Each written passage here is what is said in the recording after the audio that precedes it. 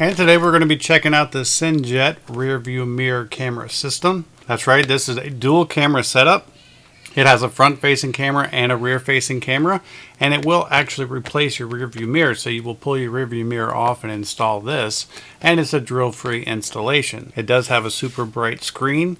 It is the same size as a rear view mirror, so you're not going to lose the functions of a rear view mirror because it doubles as a mirror and a screen.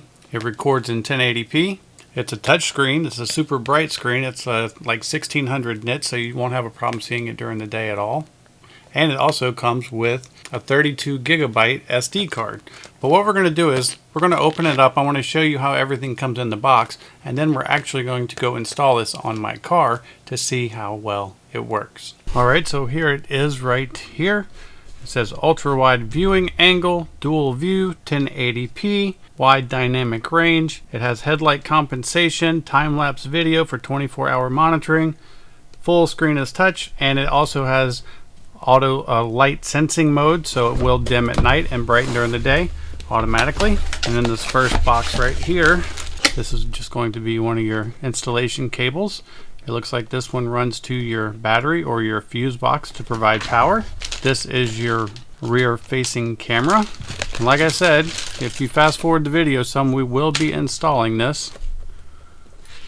This is what your camera looks like. It does have sticky mounts. It's very heavy, stable, sturdy. Here's the cable that will run through your car.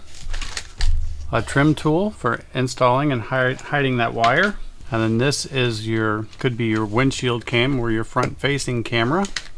Then you have a mount that will go in place of your rear view mirror. And then you have a second mount right here. And then this is the star of the show. This is what's going to replace your rear view mirror. And check it out. You have a power button on top. Looks like a reset button on the back.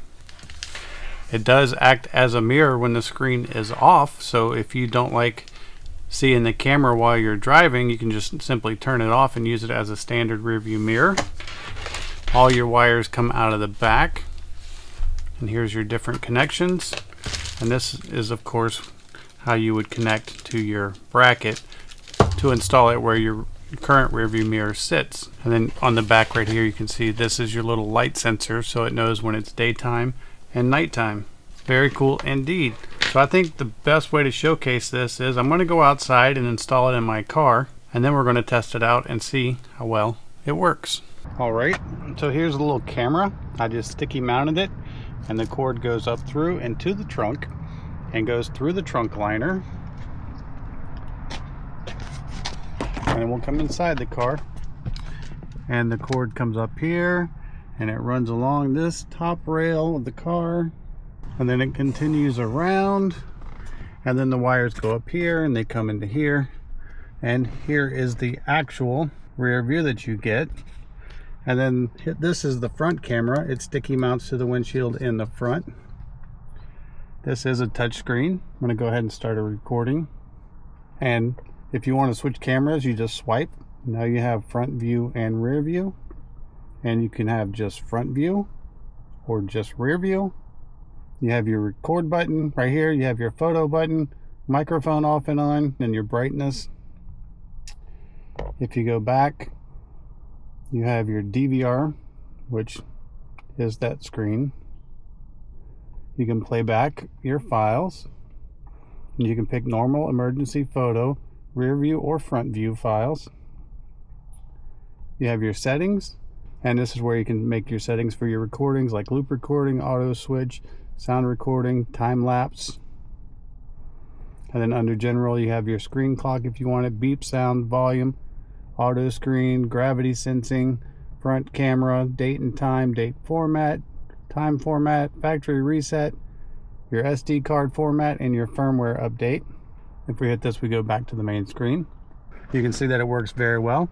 You do put your card right here. It does come with a 32 gigabyte card, but you can go up to a 128 gigabyte card. If you ever have to update it, then you just take that card and you put the update on this card and plug it in, and you can do your update.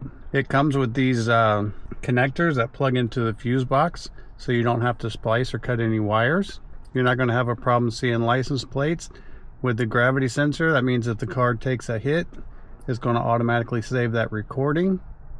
I have mine set for 3-minute loop recording, and it can also record 24 hours under the time lapse from front camera and rear camera if you choose to. And I also wanted to show you, now that I've turned it off, you can see that you can see me there. It acts as a totally normal mirror whenever the power is off to the system. I did directly replace my rear view mirror. You just pull this one off, slide this whole unit in place, and it does fit for most vehicles. Just make sure in the description that it fits your vehicle. Now this front camera is going to aid in low light situations and help you with low light visibility. It is a Sony CMOS sensor. The screen is 8.2 inches. It is an anti-fog setup, and the screen is going to be nice and bright. As we said earlier, it's 1600 nits. So if you're looking for a rear view camera and a dash cam, that all comes in one. You don't have to put in any extra screens. It directly replaces your rear view mirror. It captures high quality video. You can see well in low light. It's not going to fog up on you, and it gives you everything that you need to complete this install. I hope this video helps, and thanks for watching.